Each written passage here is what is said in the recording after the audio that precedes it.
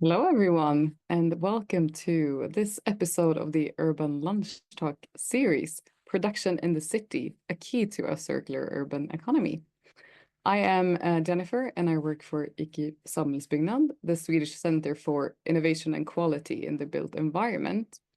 And I also work with communications for the European program Driving Urban Transitions, who is hosting this Urban Lunch Talk series. And I also have the pleasure of moderating today's webinar. In this Urban Lunch Talk, we will explore the topic of urban production. And for as long as cities have existed, they have been centers of production. But over the past decades, production has been steadily pushed to the outskirts or out of cities altogether, making way for other urban priorities such as housing or office spaces. So what does this shift mean for the future of our cities? Is there still place for urban production? This is what we will discuss throughout the next hour. Where does urban production fit in today's cities? What value does it bring? The challenges it faces, and how cities can create the right conditions for it to thrive. And we are joined by a panel of experts who will explore these questions with us. Adrian Hill, Jerryt, Krombeen, and Teresa, Domenech. A warm welcome to all of you. And before we begin, I would just like to mention that this webinar is being recorded. We will later publish it on the DUT YouTube channel. I would also like to encourage you to share your thoughts, comments, and questions in the chat throughout the webinar. We will devote some time towards the end to answer your questions. But with that, let's get started by introducing our guest panel. I'd like to start with giving each of you a moment to share a bit about your background and experience in this field. And our first speaker today is Adrian Hill, who is the director and co-founder of the Osmos network. He brings extensive experience in production in cities and material cycles, and has previously worked in the JPI Urban Europe Cities of Making project. Welcome, Adrian, and please share a bit about your work and perspective on today's topic. Indeed. I'm the director of Osmos. We're an organization focused on behavioral change and social design. And we are particularly interested in a range of different areas, such as production, circular economy, agriculture, things like this. Particularly issues which are perhaps less sexy, but rather fundamental to how we function in the 21st century. I have a background in research and design, and currently I'm working on a project called Fabrics, which is exploring the issue of clothing and textile in terms of circular economy, especially in terms of how local economies function. I've been really interested in the topic of production, manufacturing, what cities should be making, which is where Project Cities are Making, funded by JPI, which is just what you mentioned, Jennifer. And it's still a question which we're increasingly coming to terms with, especially with issues such as geopolitics, fundamental resources, and things like that, which are increasingly important, especially in the current political conditions that we're facing right now. Thank you, Adrian. And then we have Jerryt Krombeen, who is an urban designer and product officer with the city of The Hague. And you've been working on projects involving the integration of production and workspaces into mixed-use neighborhoods, for example. Jerryt, could you share some more about your work and connection to today's topic? Yes, thank you. Yes, my name is Jerryt Krombeen. I'm senior urban planner for the city of The Hague. So I work for the city of The Hague, and I would say my expertise is mostly in working in the development of areas. So I would say the battleground where we try to fit in production into the city and into developments, into buildings. This expertise has been developed since, I think, 10 years. Before I worked in the city of Amsterdam, where we worked on similar issues, and now I've transitioned to the city of The Hague. I see the same issues. So we develop our cities mostly in former brownfields where a lot of this economy was still abundant, and we try to develop housing there as well. And so there's a direct competition between the housing, the priority of housing, and finding spaces for people to live, with the function of economy into cities, where I think from the 1900s, we try to separate those functions. Now we try to re-include them back into the city. So my knowledge is mostly from business cases, from looking at spaces. And what I try to do in my current function is also try to learn from these business cases and try to rethink these lessons into bigger lessons for the city as a whole. So what do we need to change in our policies, and what can we learn from this financial spatial situation? So I try to make it more abstract back again and work with other colleagues who work in other developments and share those lessons and shape policy. Thank you, Jerryt. Yeah. We will explore more about this soon. But last but definitely not least, Teresa Domenech. You're an associate professor from London's Global University with long experience in industrial ecology and circular economy. And you were also part of the Cities of Making project together with Adrian. Yes. Teresa, could you share some more of your background? Yeah, as you said, my background is in industrial ecology, so I'm very much interested, and most of my research interest gravitates around the material basis of societal development. What kind of research, how do we use resources that we extract from natural systems? How do we use them in socioeconomic systems? And how we return them back into nature in the form of pollution and emissions? Cities are very, very special case because most of the modern societies, they organize around cities and urban centers. And cities are an epitome of how we consume and resources in modern society. So I think in a way it's a really interesting case study of how the inefficient consumption of resources we make in societies has led to a number of global problems, including climate change, including pollution, different types of pollution, toxicity. So I'm very intrigued by that. Also, as part of my role as associate professor, obviously I do research and I do teaching, but I also engage in a lot of consultancy projects. So I like to work with down-to-earth problems that are affecting cities, are affecting regions, and how we can help them to think about a new way to organize resources and to organize the way we produce and consume resources in a more circular way. My background is industrial ecology, and I have worked since I did my PhD, which was around industrial symbiosis on circular economy.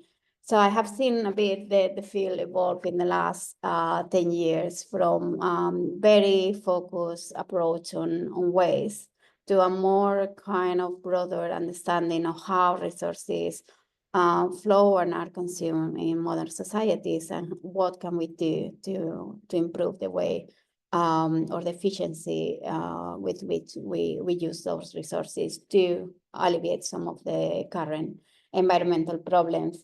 I think also from cities where I mean, this project with Adrian was really, really a very, very interesting project. I think we had a great time. I think we had quite a lot of ideas around how we can transform in a disruptive way urban and how urban fabrics are organized. Because at the moment, what we see is that there's kind of very distorted images of what cities are. We have this idea of clean, lean, smart cities, but in the practice, and if we look at the data, cities are quite the contrary. They are like overweight resource consumption hubs that consume huge amounts of resources and generate huge amounts of waste that maybe are not really seen, but they happen at the city level. So we were really intrigued to kind of reconcile those two images that are and try to bring together a better understanding of how resources are consumed in the cities and what might be the role played by production systems, which I think is very important. I think we'll have time to elaborate on that later on in the discussion. We sure will. Thank you, Teresa, for that, and thank you to all speakers for these introductions. Let's open the discussion to all of you, and let's start with defining what urban production is, because many people have a very simplified or even outdated idea of what it is. Might associate it with polluting factories, tough labor, or bad environmental impacts, but urban production today is something entirely different. Adrian, maybe you can start with defining what you mean when we talk about urban production and how it also differs from urban manufacturing, which is a term that we used a lot before. Indeed. Yes. So urban manufacturing was the topic that we started off with in the Cities of Making project. And why do we focus on urban manufacturing? Now, there was a number of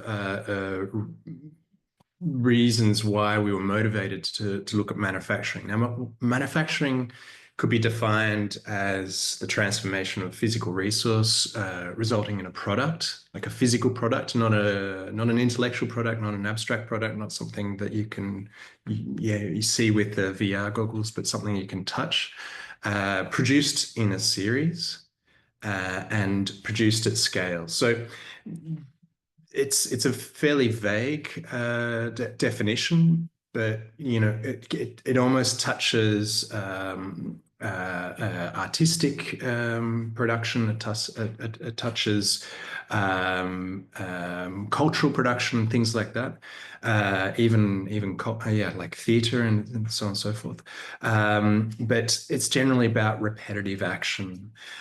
So manufacturing was really interesting for us because it is producing things, and there's a general, if you close your eyes and think about manufacturing, then you're probably going to, the first thing that will come to mind is probably stinky smokestacks that are polluting or things that are made in faraway places like China. But in fact, a lot of cities do still produce stuff. So that's the manufacturing story. But manufacturing, as we found through the Cities of Making project, in terms of job numbers, in terms of the economy, actually presents a relatively small number of, it's a fairly negligible number of jobs and income.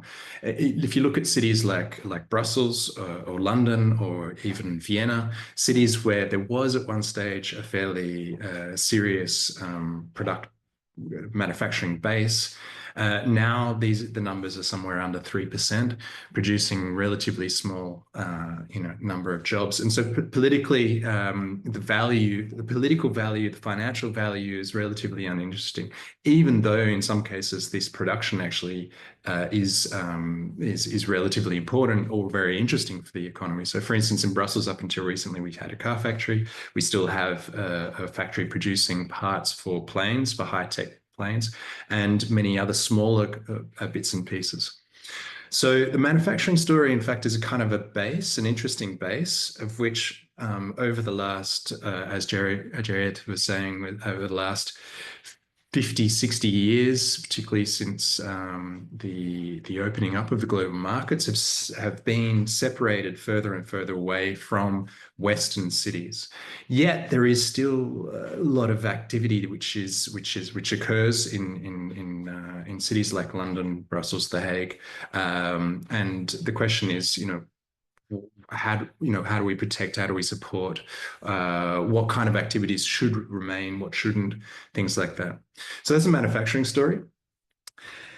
As I said, 3%, small amount of income, relatively negligible in terms of politics. But as soon as we start thinking about the bigger story, production. Now, production, difference between manufacturing and production, it is a bit of a language thing. So in some languages, we talk more about production. In English, when you say productive, that can be applied to doing things better, more effectively, and you could apply that to any sector. But production in French, for instance, or Dutch or other languages has much more of a physical kind of context. The 2020 Leipzig Charter, that's a new Leipzig Charter, mentioned one of the 3 priority areas was the productive city. It gave a fairly vague definition of what that is. But if we could add to manufacturing other kinds of activities, such as the construction sector, such as waste and resource management, such as production and food and things like that, then we start looking at a much bigger number of jobs, of which even cities which have, such as Brussels or Vienna or London, that have done a very good job at getting rid of manufacturing, still have to hold on to. Why? Because cities can't survive without these kind of activities.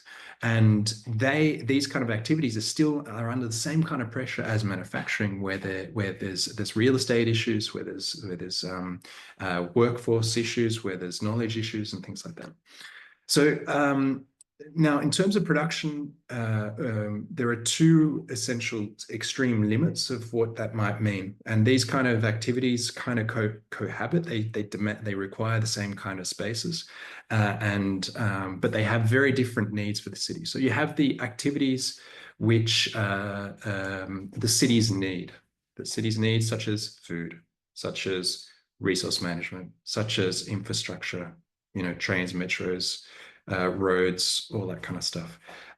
Construction, these are what we could consider effectively as foundational kinds of activities, which cities really, if you don't have this, cities literally fall apart. Cities are just essentially constantly being built and managed and whatever. So the foundational story is in one corner. And the other corner, you have activities that need the city, which are more high-tech oriented, which have, want the city because there's access to employees, to finance, to knowledge, to innovation, to all of this kind of stuff. Cities are just a sponge for all of these kind of things. And this is where you do have, a lot of innovation, exciting things happening.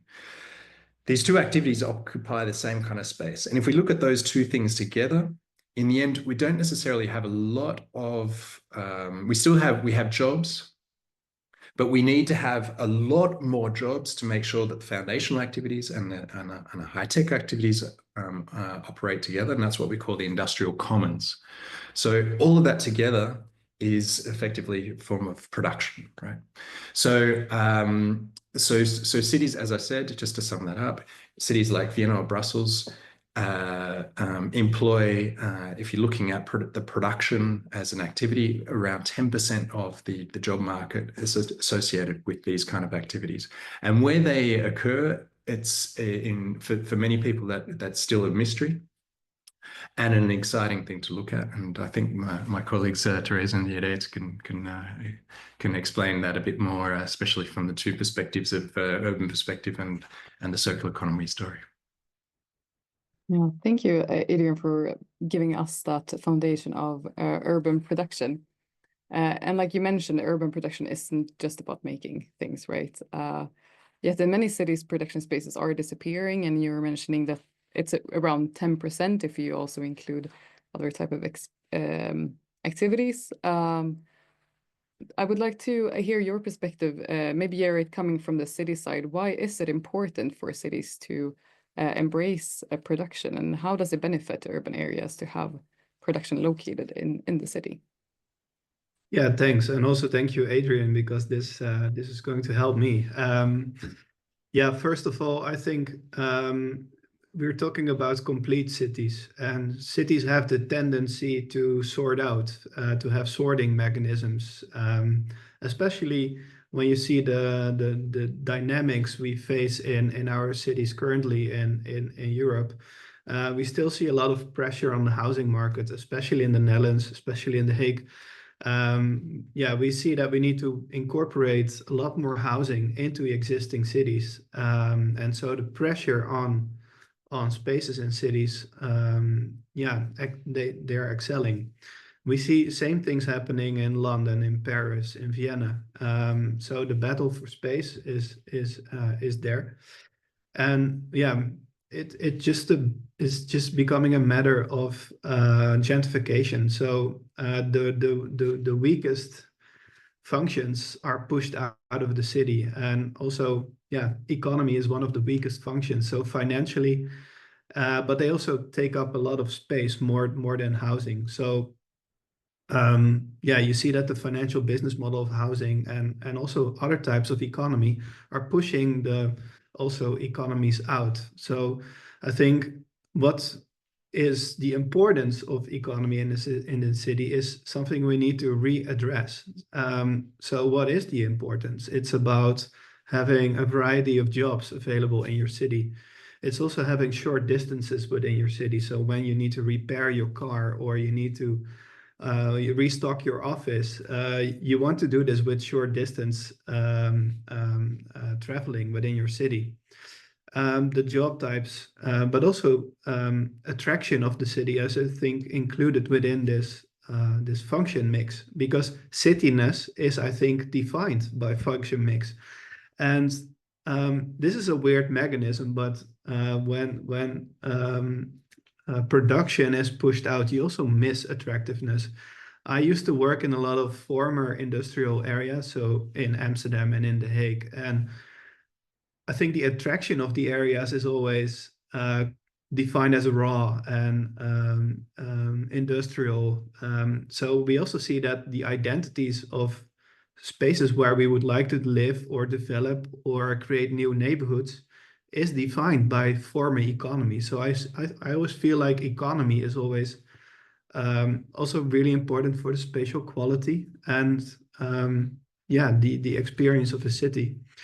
And so this, I think, brings me to the next point, is that the current dynamics in cities, our policies are not made to include economy back again, because economy is always treated as a liberal market wherein the government doesn't have to intervene, where the government doesn't need to act. And I think in the current market and in the current tendencies, we are losing economy. And that also has to do with the way we govern economy in cities. So, of course, first of all, as a very liberal market, but I also think because we are not very good at defining economy, because it's very pluriformal.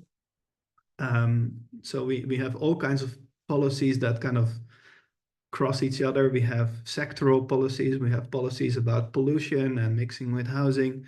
We have policies about jobs, about income, about type of economy, about type of businesses. Yeah, so first of all, I think every city should readdress like what it wants to achieve. And as The Hague, we recently did this. So the question we had is, what do we want where?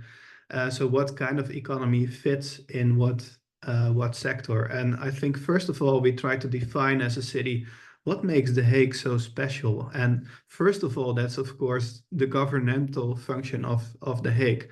But when you have such a strong economic profile, this special profile needs to be supported with all kinds of economy that is supporting this main economy. So again, having a more complete city then becomes also more important. Yeah, and I think it's important. We are going to manage economy in a different way than we did the last couple of years, and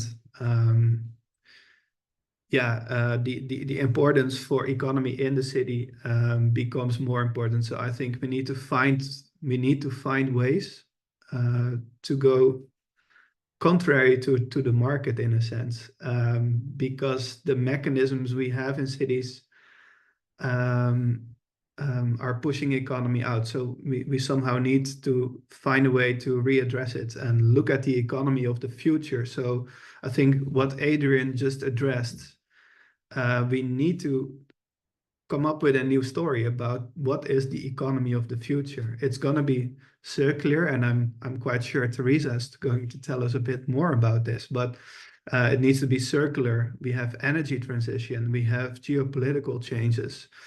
And I think this is a story we need to tell in our cities again, and how it's going to serve different groups of people, different groups of incomes, job guarantees, but also how you mix it with housing and get really attractive cities back again. So I think this is the story we are working on in The Hague, and it's really exciting to do, but it's a new narrative we need to make. Thank you, Jerryt. Very interesting thoughts there. And you're mentioning several benefits it can have to urban areas, one of them being to contributing to a circular economy. And maybe, Teresa, you can share your perspective on this. How does urban production really contribute to the circular economy? And for example, what are the key drivers that enable a circular production in cities, and also the biggest barriers? Thank you. Yeah, I think there has been a lot of interesting points from both Adrian and Jerryt around what means production in cities and how does production, or what kind of narrative we can create to highlight the value that production brings into cities. But if we look at it from a circular economy perspective, or from sustainability perspective, or closer to my area of industrial ecology perspective, production should be inherent to the city activities. One of the main problems we have today that creates most of the environmental problems, if we think of any climate change, pollution, is the dissociation between production and consumption centers. So one of the key main areas of concern, if we want to transition towards decarbonization or towards circular economy, is that we have we have tried to separate consumption activities and production activities.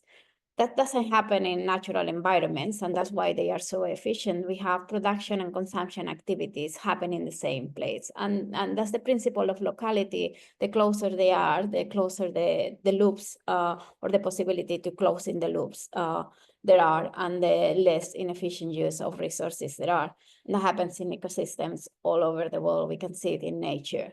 However, our minds, our human minds, they thought that it was a good idea to try to separate those two domains. The production activities, we just try to keep them out of the city because they are polluting, or because they produce fumes. I mean, historically, it might have made sense, but I think now we have to disrupt that idea. That is now an old idea. It doesn't necessarily make sense today in the way we have a lot of new technologies, cleaner technologies. We have scalable technologies that are able to be produced within the city without causing any environmental concerns or any health issues for the population.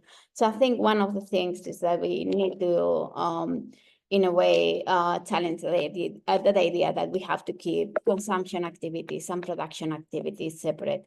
By bringing back production into cities, or better, by maintaining production within cities, we are able to address some of the issues that are linked to inefficient use of resources, for example, waste. One of the problems of cities is that we consume a lot of resources that come from all over the world. We have huge hinterlands, areas that provide resources into the cities.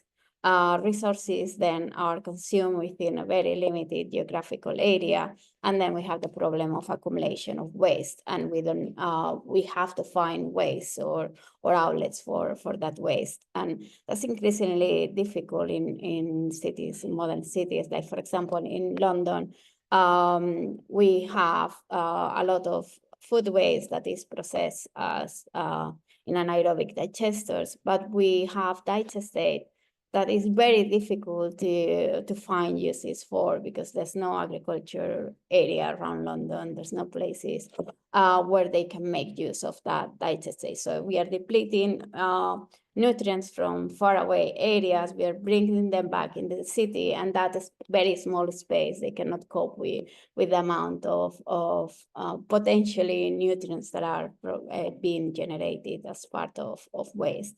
So we have that problem of dissociation, and I think if we want to transition towards circularity, we have to bring back that element of production. If we look at any of the strategies for circularity, let's start with, for example, reuse. Reuse can only be achieved in areas where there's concentration or there's potential for economies of scale. So if we are living all in rural areas, it's going to be really difficult to be able to articulate reuse networks. However, if we are in cities, we have economies of scales, we have potential for a lot of demographic density, and therefore some of those reuse networks can be made or can work in a more efficient way.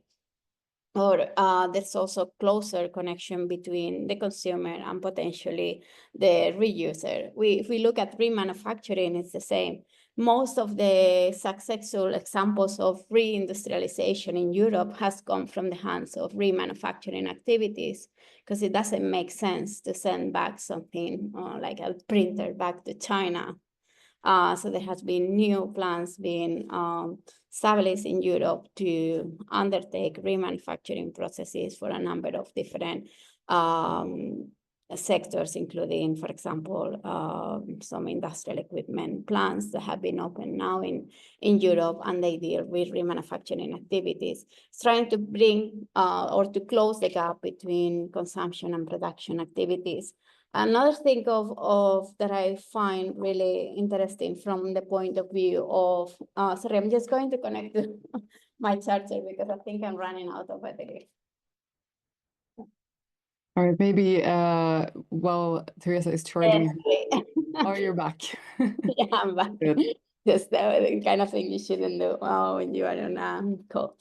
But I think another of the key elements that I want to bring back to the discussion is that by bringing back that principle of locality, you are enabled also to have a more direct impact in the way you produce.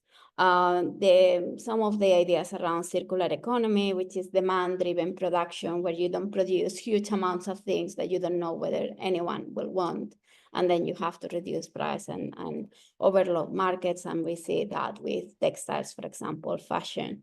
We have a very demand-driven production where you only build or where you only produce that you know is going to have a use and is going to fulfill a certain need within society. So bringing back production is also keeping closer those elements of demand and supply, and making sure that you don't have an oversupply and over demand or artificially over demand of things, because there's little understanding between what is needed and what is produced.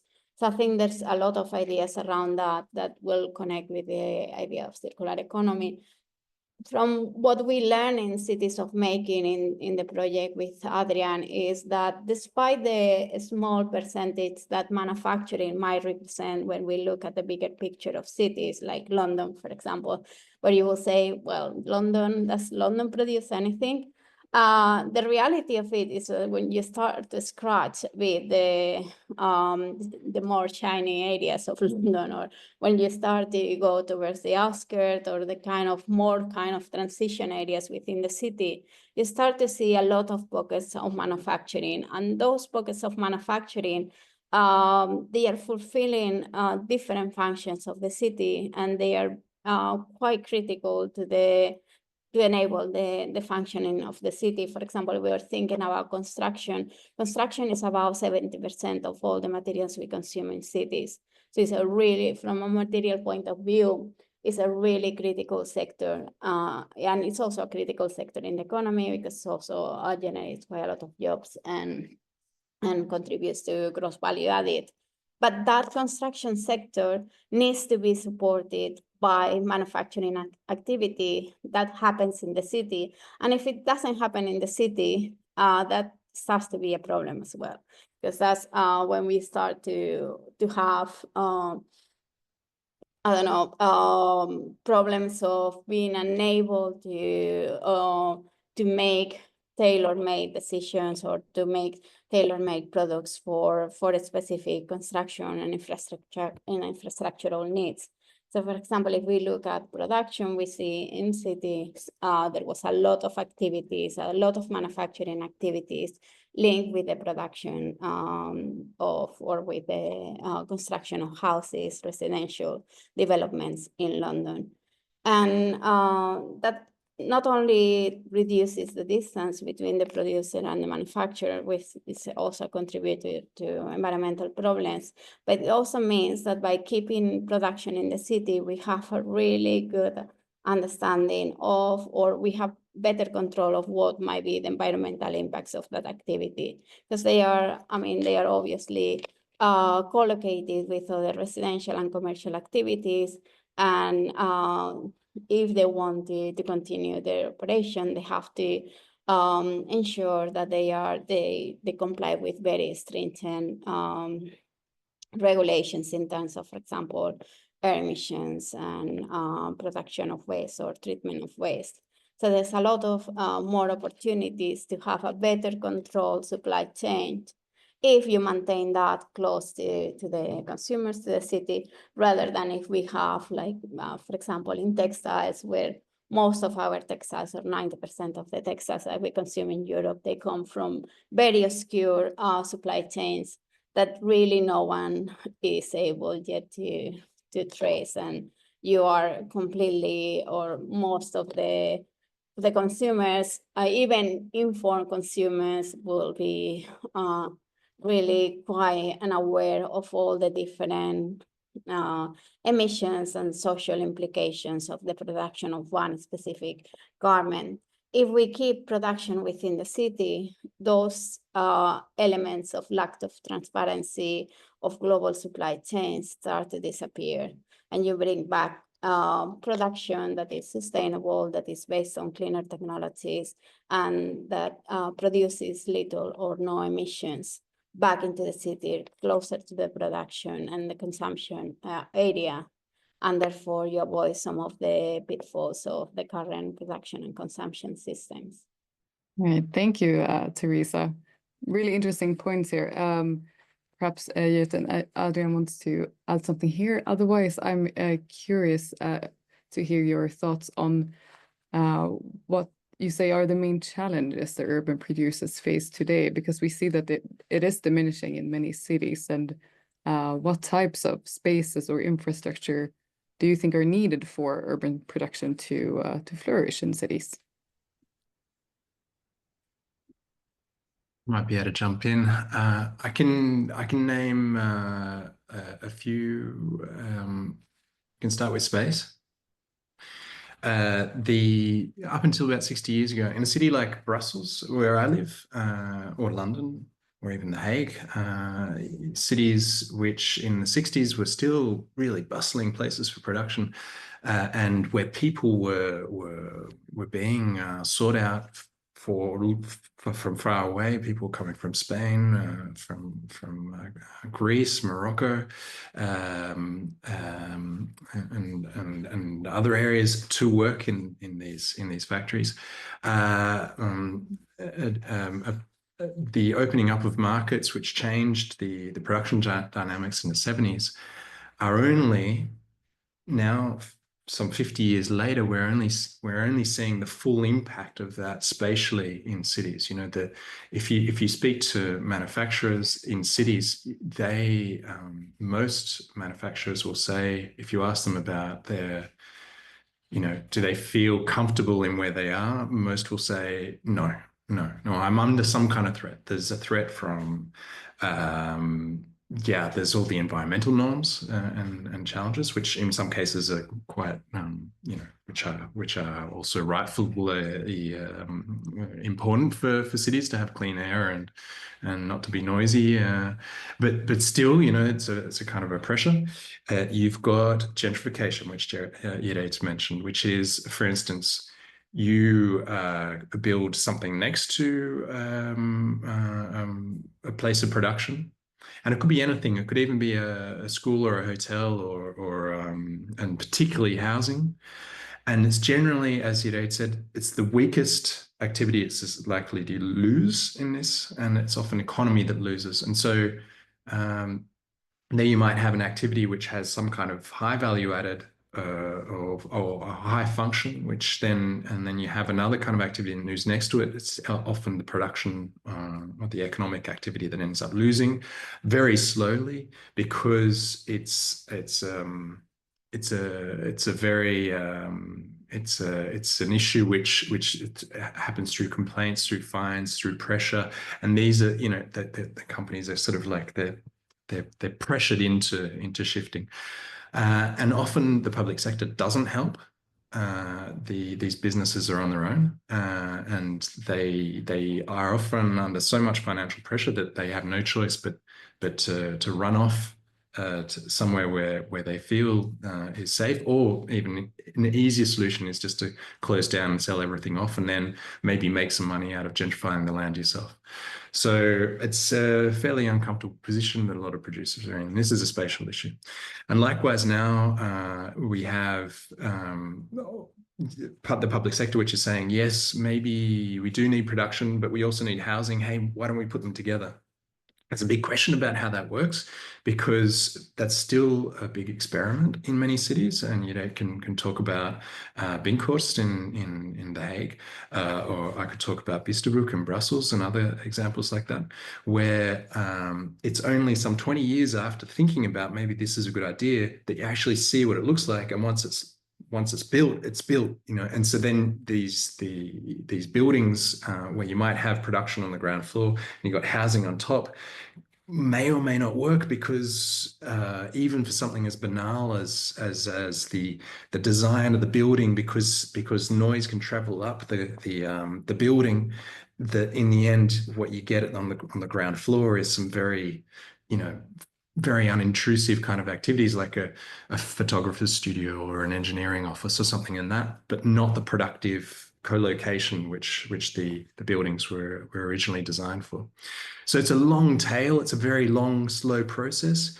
And often businesses are really out on the cold. They're on their own. They're not being supported. In the Cities Are Making project, so Cities Are Making, one of the core outputs of the project was a series of 50 different patterns. We noticed in Brussels, London, and Rotterdam that they weren't the same problems, but there were similar problems. So it wasn't repetition, but it was rhyme. And one of the patterns, so for those of you that know Christopher Alexander and the pattern language, you'll know about the idea of patterns. One of these patterns is the curator. The curator is a kind of a facilitation role that supports to mediate between different actors. And this is a role which is really critical, because it's often these soft skills which are needed, but many cities just forget about it because they just assume businesses can sort out their own problems. And if there's really an economic problem, then they might step in. So very few cities know how to deal with that. So that's that kind of mediation process. So it's not necessarily the spatial issue, but it's more about how the interface with businesses. And then the final thing is finance, often with production. It's not necessarily in the production of the thing where the greatest value added is. So we have products, and we're increasingly got services attached to products. So if you think of your phone, for instance, that is a product with services attached to it. So you can have product-based services. So for instance, on your phone, you have apps. These are product-based services. Without the phone, you don't have the services, of course. But the phone doesn't really work without the services. Then you can have service-based products, right? So So for instance, we're increasingly thinking of rental. So the rental there is so you to have the service, you need that product to make it work. So those two things are kind of connected, but it's often in the service where you get the biggest return, not necessarily in the product, right? But the two need to happen together and you need to make that product somewhere. And often we forget about where the product is made, and it's just more about the service. So, so that finance story, if we say that the service and the product are really critical, then and it should be grounded. And as what Teresa was saying, these things are totally disconnected currently. But we need a way of finding value for the production itself, and in many cases, if the production of that thing is produced elsewhere, then it has. There's missing innovation. We're missing capacity to bring things together. There's a lot of value in the production process which is lost. There are three challenges: space, finance, and support. I'm sure Jerryt and Teresa would have others. Yeah, thank you for highlighting those challenges. Do you see any other challenges, Jerryt? Yeah. So thanks, Adrian.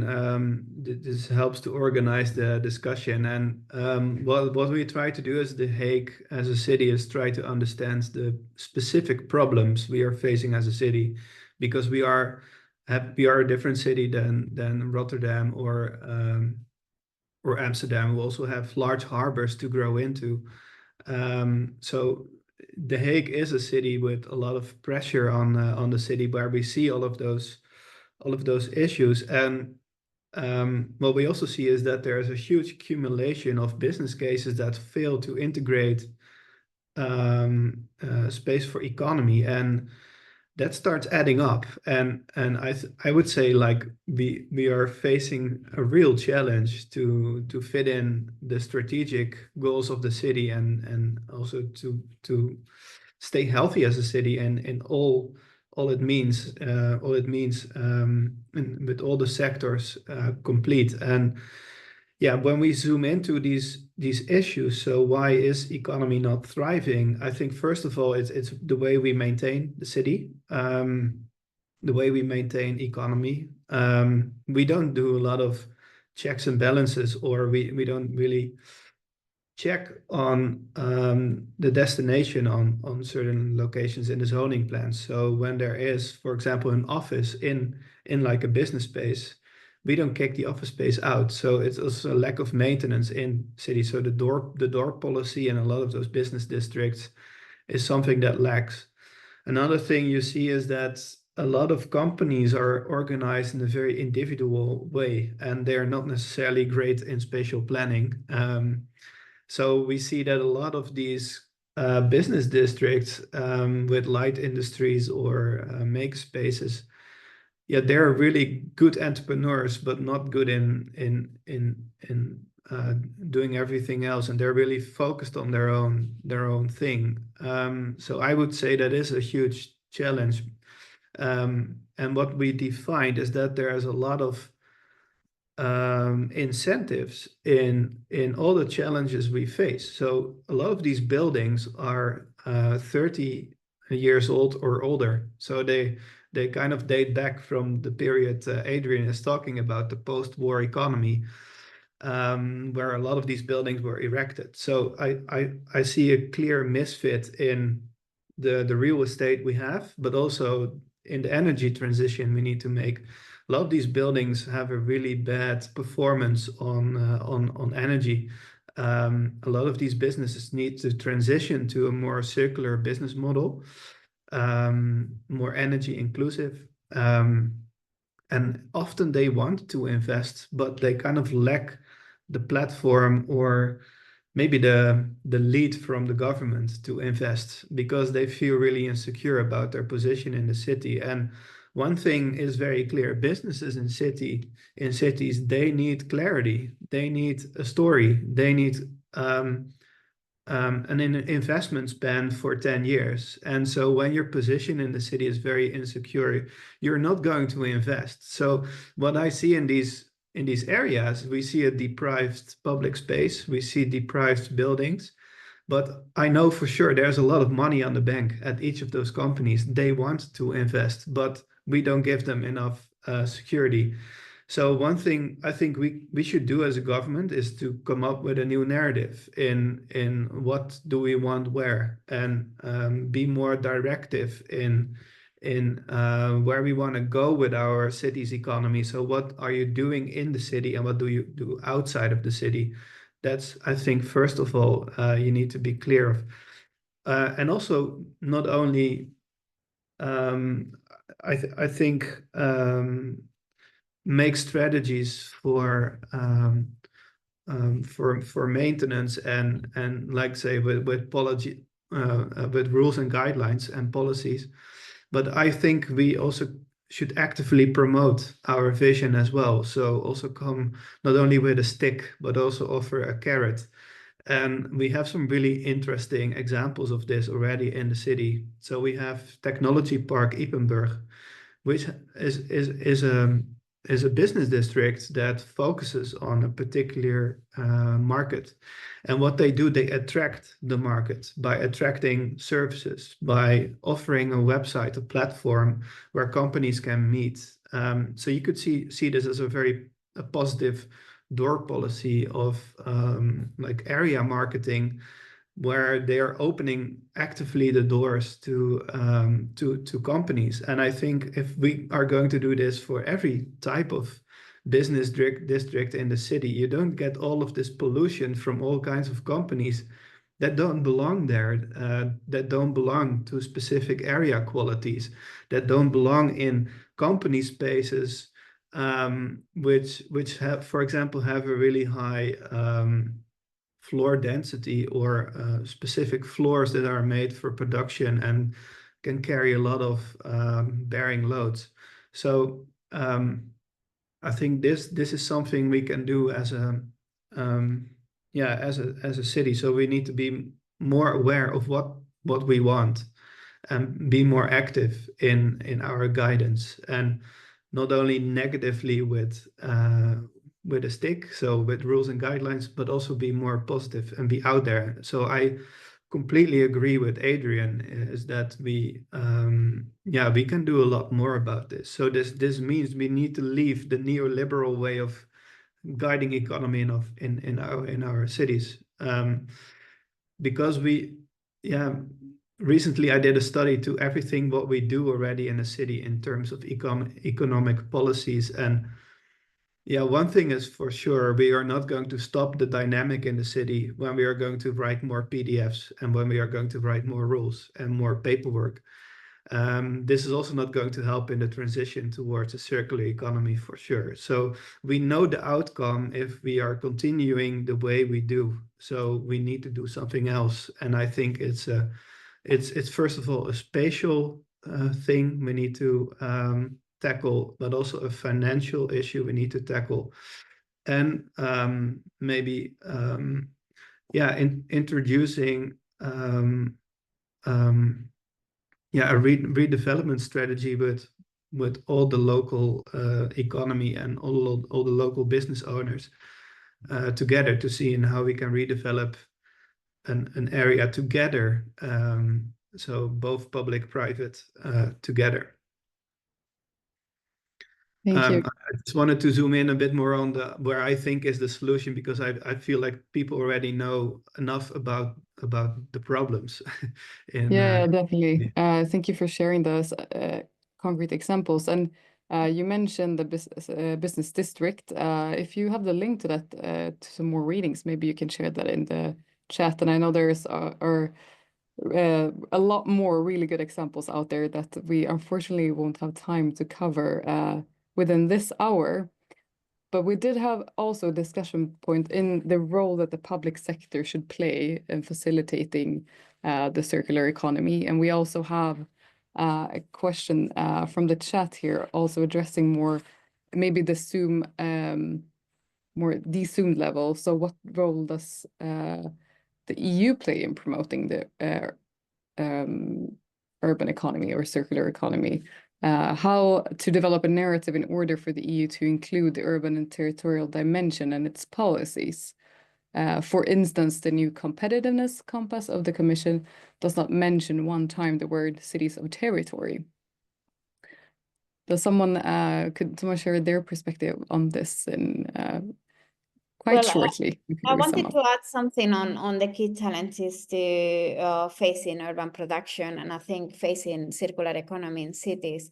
Because I think at the moment, what we see is this idea of this vision towards circular economy. But if we look at the numbers, circular economy is not happening. It's not only at niches and very little at the city level. So why is that not happening? And I think it's this kind of tandem of finance and space that is creating a lot of challenges for circular activities or for circularity flows to happen in cities.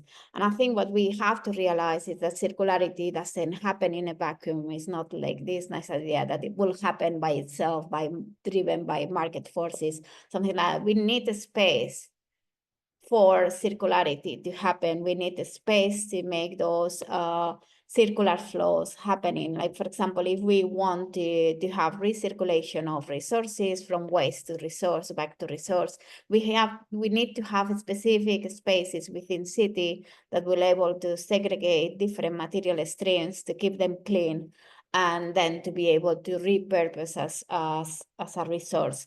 And I think that's really nice examples in London, probably also in Brussels, and for sure in the Netherlands, of circular economy businesses that are happening at the urban level because they see an opportunity to transform waste, so something that we consider didn't have a value, into a resource that will be a high value resource. Like we have companies like Biome, for example, in London, that takes food waste to generate different packaging materials and construction materials based on growing of several different species of mushroom and mycelium in food waste. So we see how something that was low value and that was disposed of as no value is then repurposed into something that has a high value.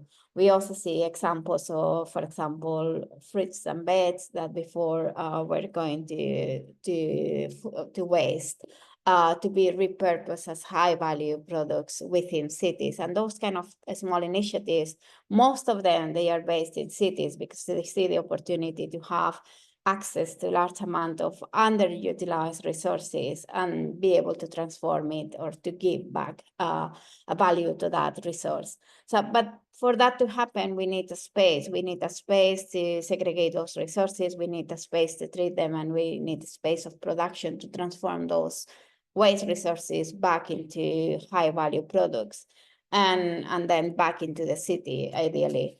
And in most cases, in cities, we don't have that space. That space has not been planned for, or there isn't mechanisms from the planning perspective to maintain certain spaces for circularity of resources. And I think connected to that, the other key area that we didn't mention is data and information.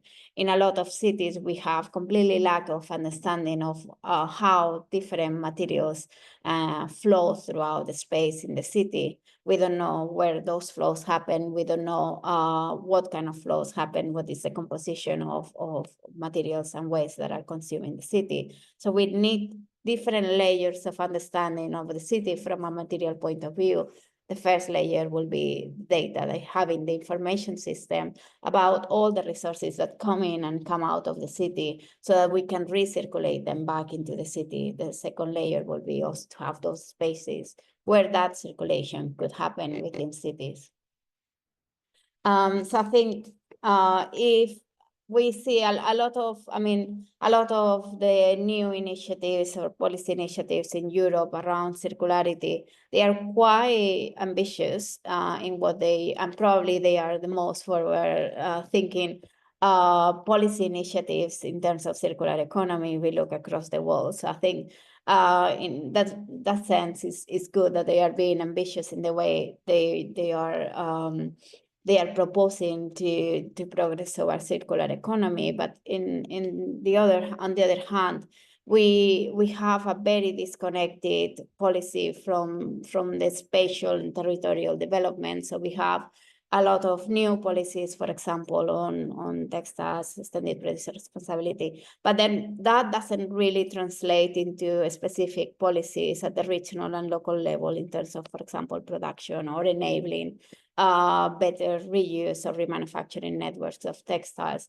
to put an example. So I think we have a disconnect with what it wants to be achieved in terms of circularity and what happened at the territorial level. And the territorial level is really where things will happen or will not happen. So I think it's really critical that we try to make that linkage between how activities happen in the space and then the policies and the visions that we have in terms of circular economy.